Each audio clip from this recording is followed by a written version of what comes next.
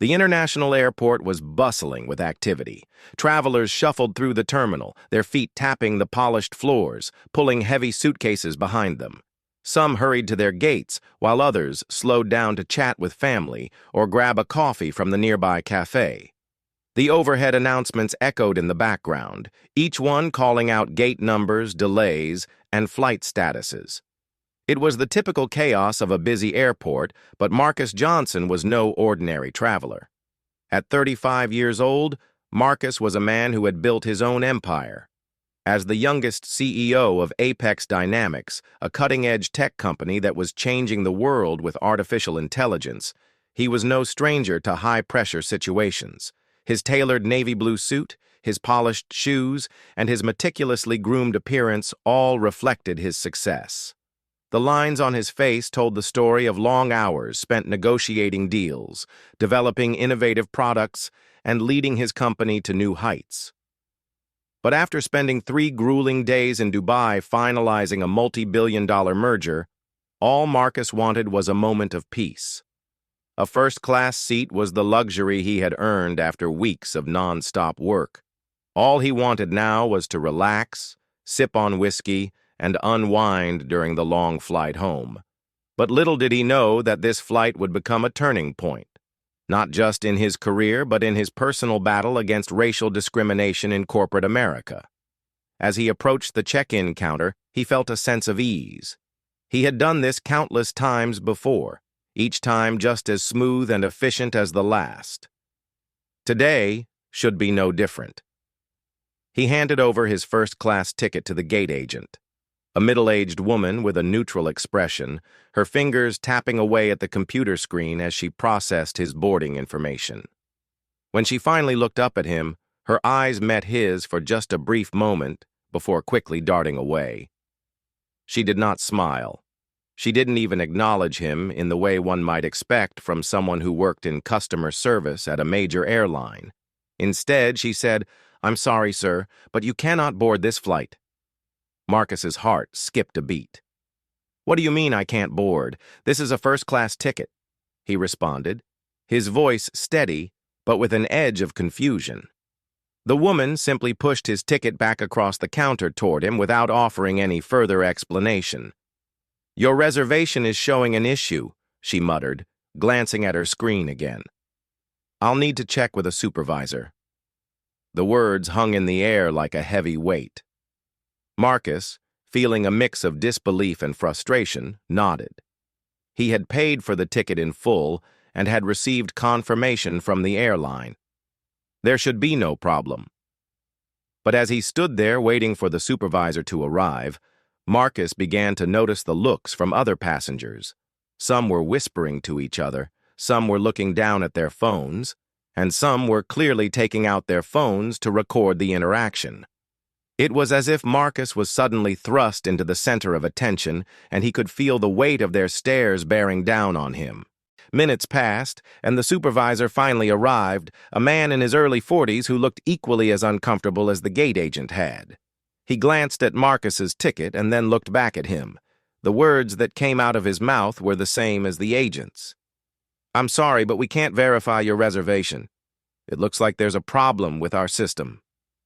Marcus felt his frustration rising. This wasn't just an inconvenience. This wasn't some clerical error. He could feel the subtle undercurrent of something more. This wasn't just a mistake. It felt like something personal. He asked for further clarification. "I've paid for this ticket in full. It's been confirmed. How can there be a problem with your system?"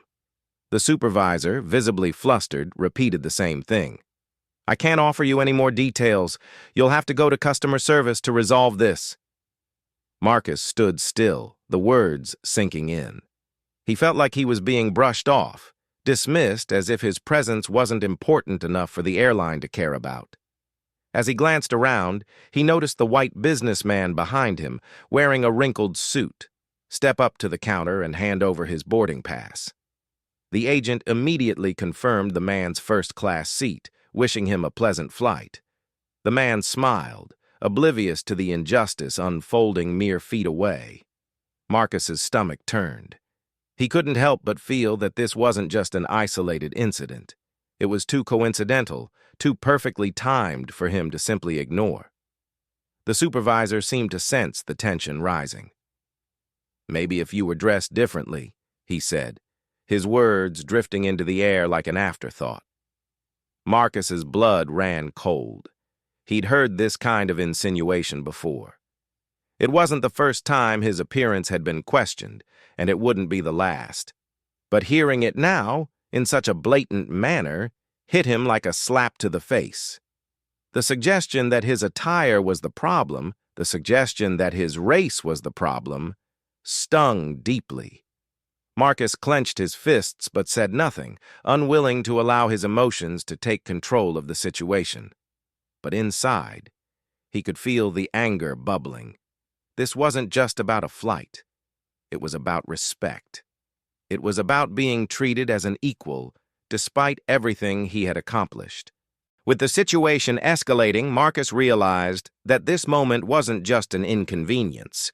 It was a defining moment in his life. He was no stranger to racial prejudice. He had dealt with it before, especially in the world of business.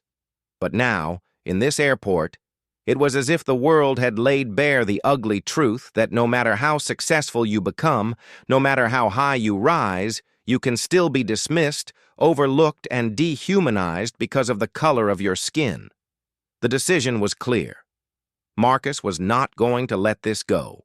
He would not allow the airline to undermine his achievements, to erase his worth.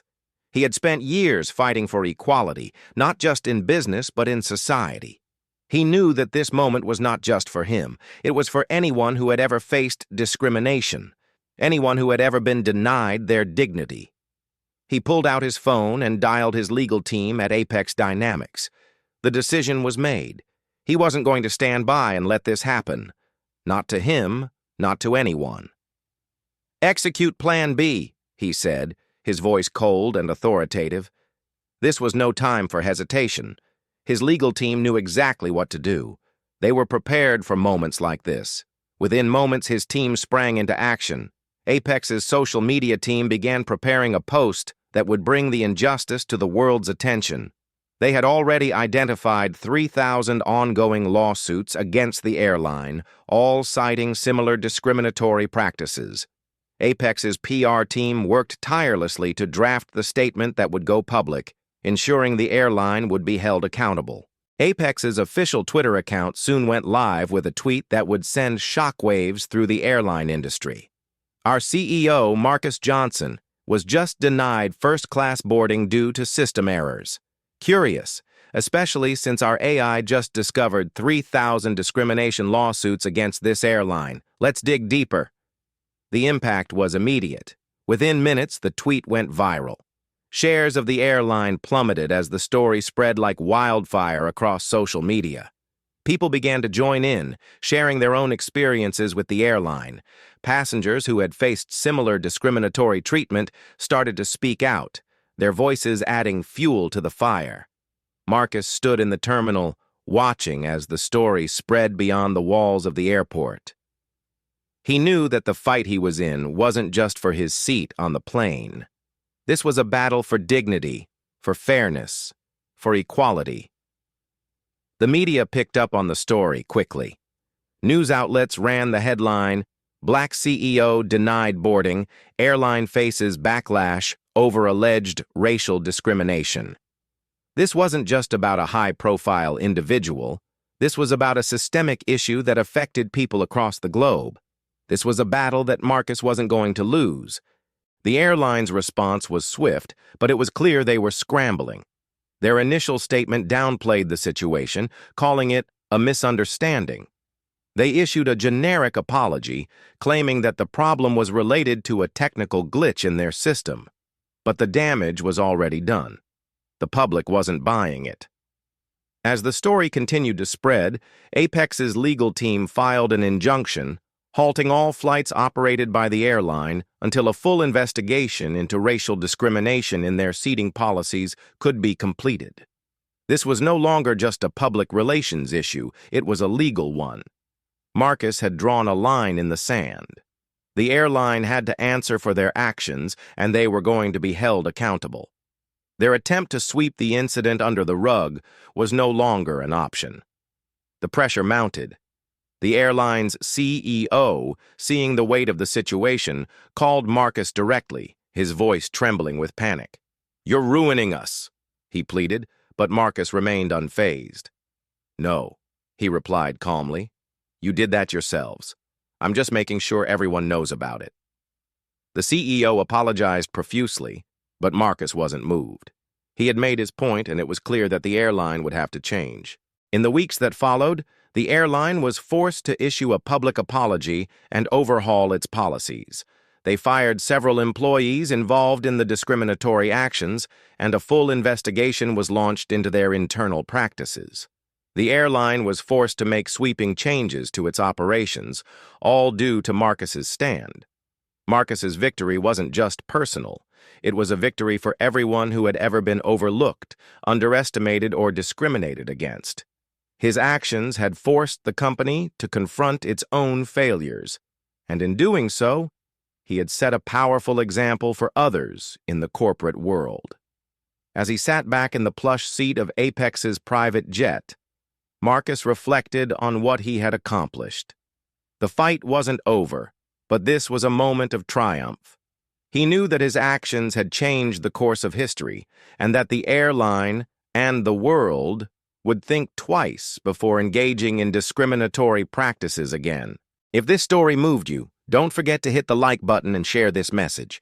Together, we can create a world where everyone is treated with the respect they deserve.